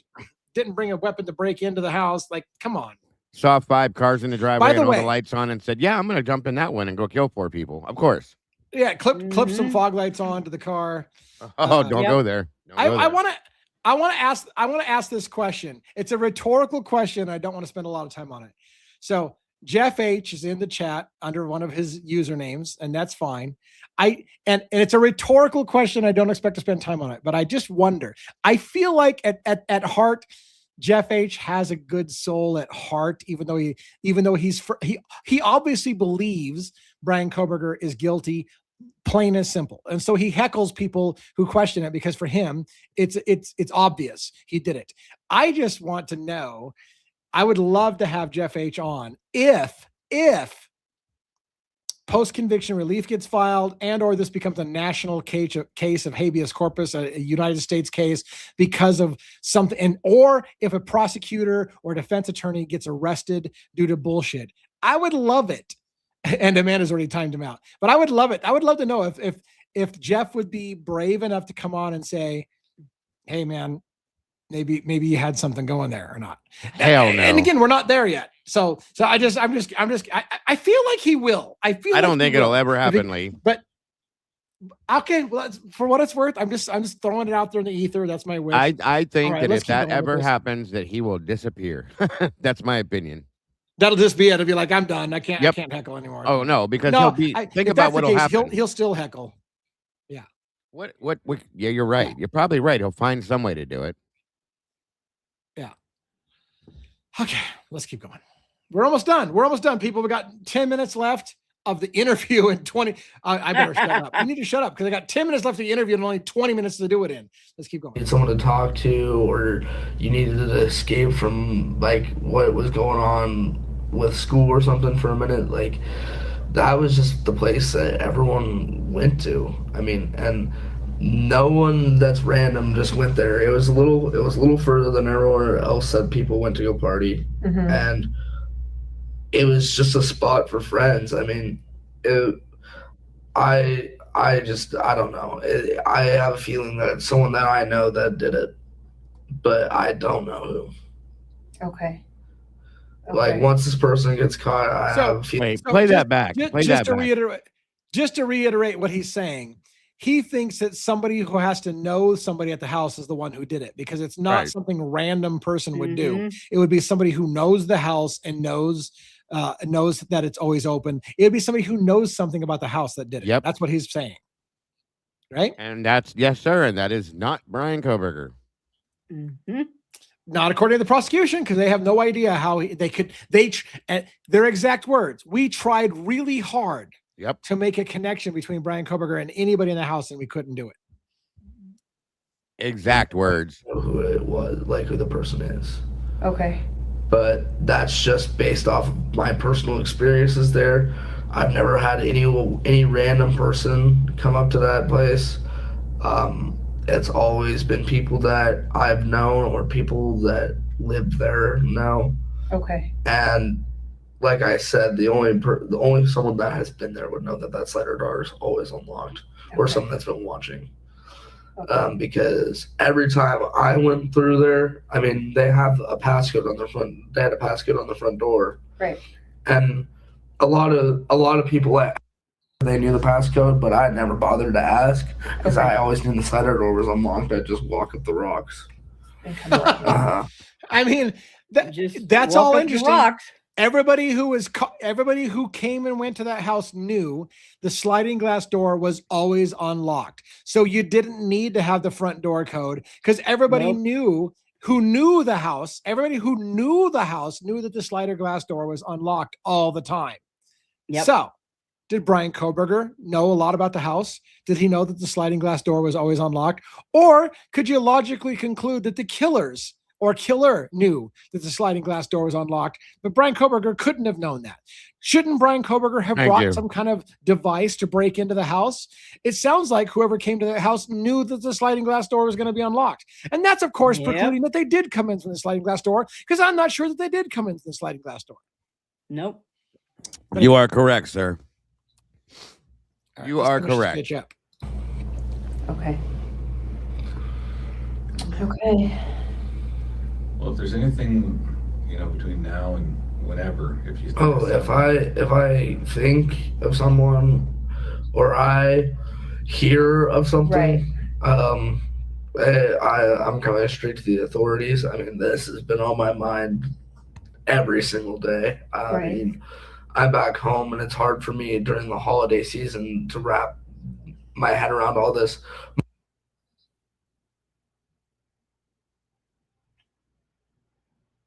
Love it. Love it. Great. Love it. Well said, sir. Well said. We definitely got to make sure. Definitely got to make sure they redact him saying he can't wrap his head around it. That's important to hide. Yes. Yeah. Whatever's going on is clearly very confidential. Are you serious? They fucking redact verbs, nouns, and adverbs. Come on.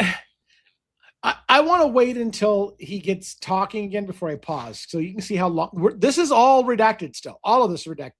Just a random thought about how he's thinking about the case. All this is redacted. Still ongoing. Redacted.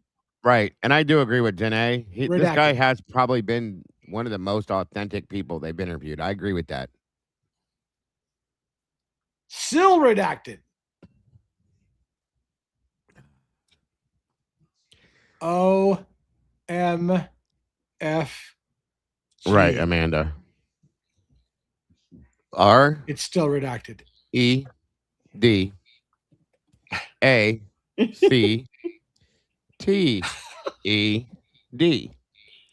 Redacted. And it's sad that you had the time to spell that shit out at that speed. It's still redacted. I could have done it 5 times and then some, bro. Let's have a spelling bee and see who wins. This is insane. We're still. I'm still playing. I'm going to wait until he talks before I pause. This shouldn't be legal. Redacted. That's my point. I'm getting to that. Hold on. Let's keep going.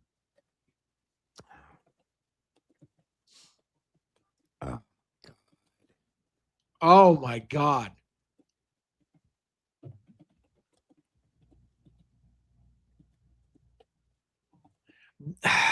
It's still redacted. Yeah, I remember this one. I think it almost redacts almost to the end. No. I'm pretty sure it goes pretty close to the end. Redactions of this level should be illegal. There's no this fucking kind of blanket redaction it's not covering. It's not covering personal identifiable information. It's ridiculous amount. It's still going. It's still redacted. You tell me what legal. The fuck they're hiding right there. You know, are you kidding me? Beth, there. How long was that fucking redaction? That was just a thought about how he thought about things. 6 minutes. Yeah. That's ridiculous. And take into consideration how many of those have happened throughout this entire interview. Look at the length of the interview and subtract that period of time. If we could do that, I'm telling you, 3/4 of this interview is non-existent. How much did they have to pay to get this interview that half of it's redacted? It was like somebody said like $160 or something like that for this one. They are over redacting shit. And here's the problem. What recourse do we have? What recourse does the public have to say, I think you over redacted? Because we don't know what they redacted. That's the whole point. You can't say that they improperly redacted if you don't know what they redacted. So how do you fire back to say you over redacted? Other than just use logic to say, there's no fucking reason why you should have 5 total minutes redacted. That's not a redaction. That's over redaction. There's honestly, no way you should blank out an entire conversation. In my opinion, I don't think anything other than a person's name, their address, or like a social security number or social security number. Yeah. Nothing else beyond that should be redacted. And I know damn well that is not how this has gone with any of these. All right. We got 5 minutes and 25 seconds left of the video and about 10 minutes left to play it in. Let's do it. Yeah, I'm friends with. Okay. So my 4 friends that lived there were Xana and Ethan. Ethan was one of my best friends. Mm-hmm. And Xana was one of my best friends. My best friend. Ethan had a lot of best friends. And we're back to redacting, everybody. Welcome back to Redacting 101. Here we go again. Ladies and gentlemen, that's how I met them. We now introduce you to redactions. I became friends with them. Okay. And then Maddie and Kaylee were a little bit older.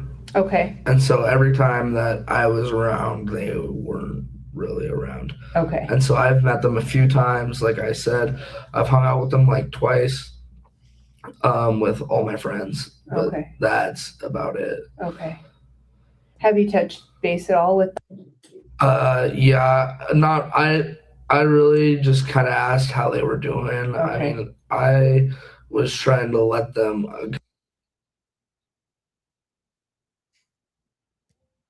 awesome. Awesome. So I just kind of asked them how they were doing and told them to let me know if they need anything at all.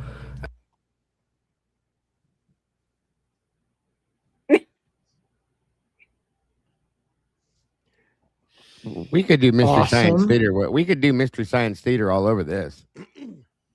Oh, yeah. If it was video, it'd be so much easier, and that'd be a blast, Lee. I mean, look, the whole fucking video is redacted.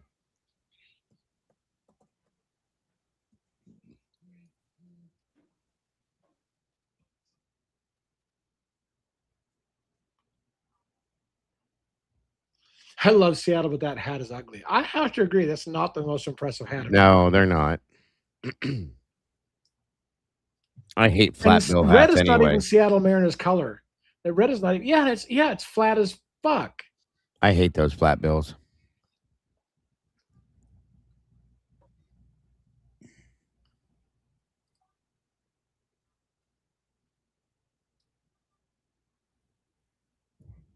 I told you. I think it almost goes all the way to the end.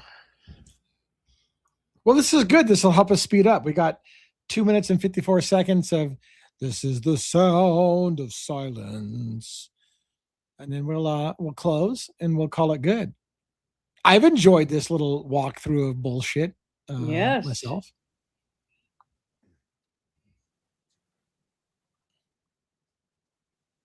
Yeah, why did they pick a red hat for Seattle Mariners? No part of Seattle Mariners logo is red. No part of their team color is red. Who fucking decided to put the Seattle Mariners in a fucking red cap in the first place? They have all these like outlying versions of things. Like I have a tan LA Dodgers hat, and there's nothing about them that's tan. So I think they just make whatever they want and then see if it sells. Meanwhile, we're still fucking redacted. I got so bored. Right. I just got rid of Jeff H again. It's still playing, people. It's still playing. This is we just could have knitted it like crocheted a blanket at this point, folks. Knit one, purl two, and we're still redacted. Is it playing? Yeah, it's still playing. It's still playing. I told you. I think it goes all the way to the end. No. Well, this is no. Sure an awful way to capstone your college. Yeah. It's for all of you, mm-hmm. for every single one of you. And our hearts go out to you. And you have my name, my number, my email. If something comes up that you think of, mm-hmm. if something you hear something. A lot of times these break even down the road. Somebody hears something mm-hmm. or sees something. And, they just say, hey, that just didn't seem right. And that's the kind of stuff that we follow up on. So mm-hmm. don't hesitate to call if you need it. Because I'm going back down to Moscow to pick up like my bed and my desk and everything, and I can kind of touch base with a lot of my friends. And if I hear, that'd probably be the time that I would hear anything about it. Right. Because up here, the only people I've been seeing is my family, and they know not to really ask me any questions about it. Yeah. And why? They know not to ask me questions? Why? Yeah. My family knows not to ask me questions about this. Why? Yeah. My family knows. Why would they know that? That sounds fitting. Wasn't that odd? That was odd. My family knows not to ask Yes, it was. Nobody talks about it. That is odd. You know why they don't talk about it? Yeah, nobody talks about it in Moscow. Like, nobody talks about this. Everybody's convinced of how it happened, and nobody talks about it. Nobody wants to talk about it at all. Because not only do they redact the documents, they fucking redact the people. Yes. Yeah. All right. We got 34 seconds left. Can we do it in 6 minutes? I think we can. 33. I'm going straight to either you or what's the guy that called me? His name? Cody Herman. Yeah. I have his number. He texted me and told me to let him know if I hear anything. Okay. Because that's all I can do now is try and help the situation. Right. But with me, it's going to be a lot harder. I won't even have my phone. Right. So.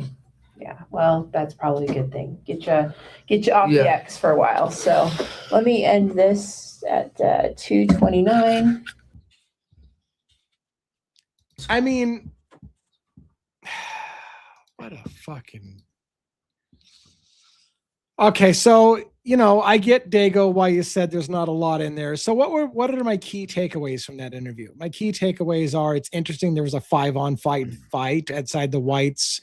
Was the 5-on-5 fight the all the blood that was all over the whites? We don't know, because I don't think he made it clear during that interview that 5-on-5 fight that he witnessed was that night. Right. In fact, how could it be that night? Because he just came back the next morning, so he couldn't have witnessed the 5-on-5 fight. So we know the answer is no. The answer can't be no. The 5-on-5 fight that he supposedly saw couldn't have been that, because he wasn't back until that morning, unless he's just talking about a fight he heard about. And he also responds at one point saying how many fights that go on there. And interestingly enough, it kind of, as much as I hate to go back to it, it takes me back to the Chris Whitcomb statement about the 3 fights. Yes. So you got to think about that a little bit more seriously, though. Okay. And there were other statements made about fighting going on. So I still wonder. Well, no, that's a different story. But anyway, I digress. Moving on. Well, I really appreciate you guys spending some time doing the live dive on the Wacky Wednesday. Maybe not as wacky as the last Wednesday where we went nuts on the Jack Showalter interview. There was nothing to go wacky on. It was all fucking redacted. How do we know before we do a Wacky Wednesday if the video that we're going to see is going to be wacky or not? We don't know, because it's live. Unless somebody tells me ahead of time, you got to watch this one. You're going to love this one. Well, I kind of warned you, but I mean, I didn't even realize, because I was when I was doing my show, I was listening to it, but I wasn't even paying attention to because I was scrubbing forward, missing the redaction points on purpose, and didn't realize how many there were. I told you there was a lot, but damn, that was a lot. Yeah. There was another article. We did get some decent information tonight. Yeah, there was some pieces.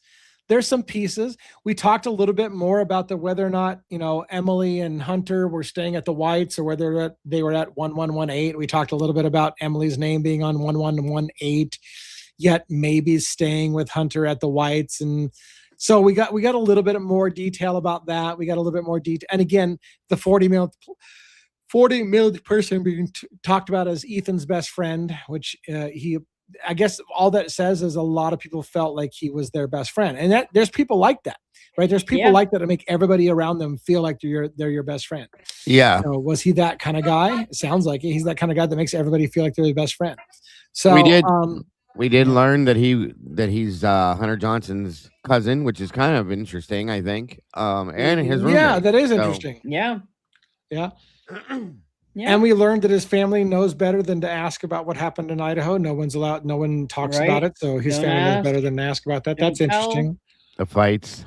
And law enforcement seems to really, a lot of these interviews, law enforcement seems to be playing buddies with the people they're interviewing. They're very like, hey, look, we don't really believe that you're involved, and we're just trying to clear your name. And they don't seem to ever seriously be looking at alternate suspects. They don't put the thumb screws to anybody. They accept every answer without following up or asking follow-on questions.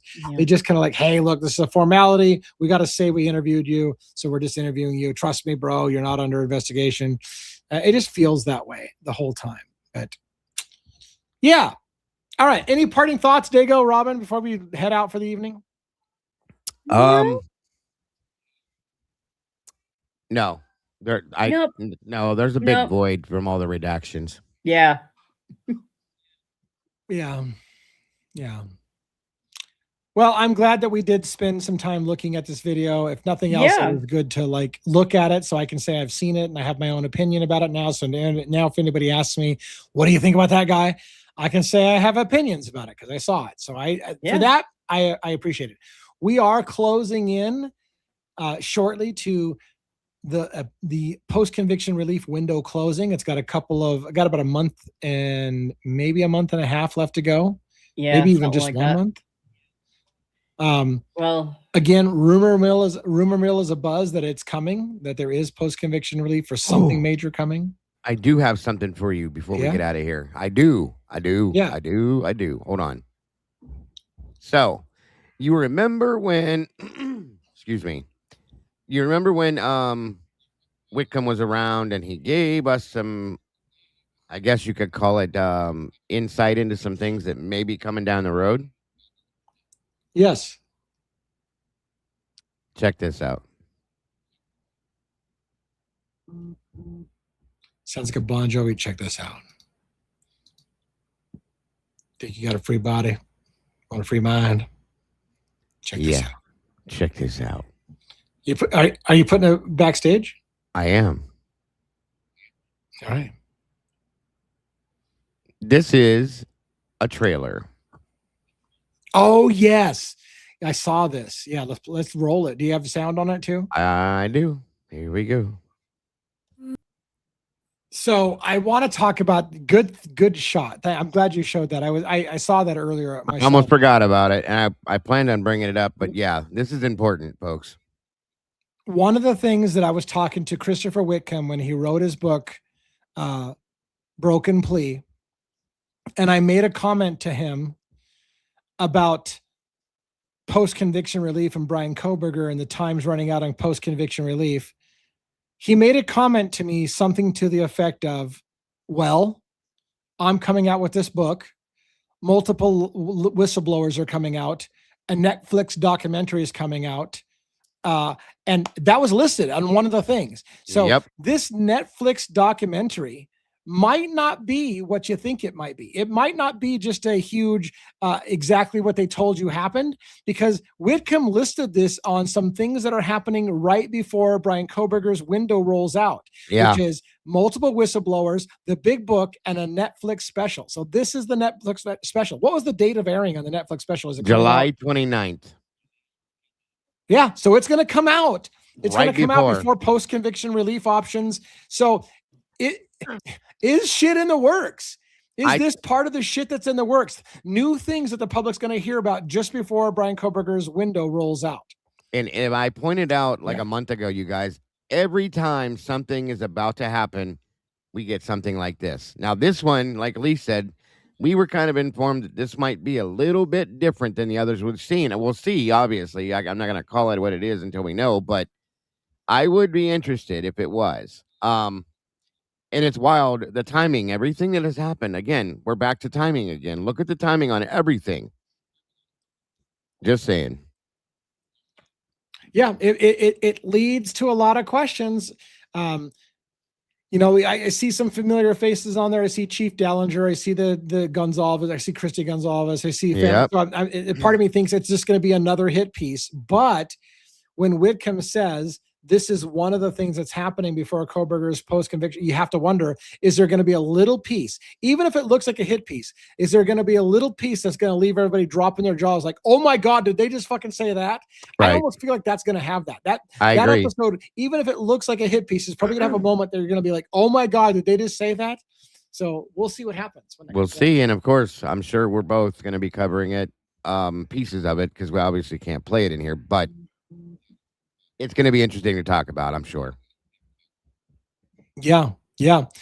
All right, Robin, any final thoughts? No, more wild ride ahead, people. The roller coaster never stops. I was just going to say, it's a never-ending ride.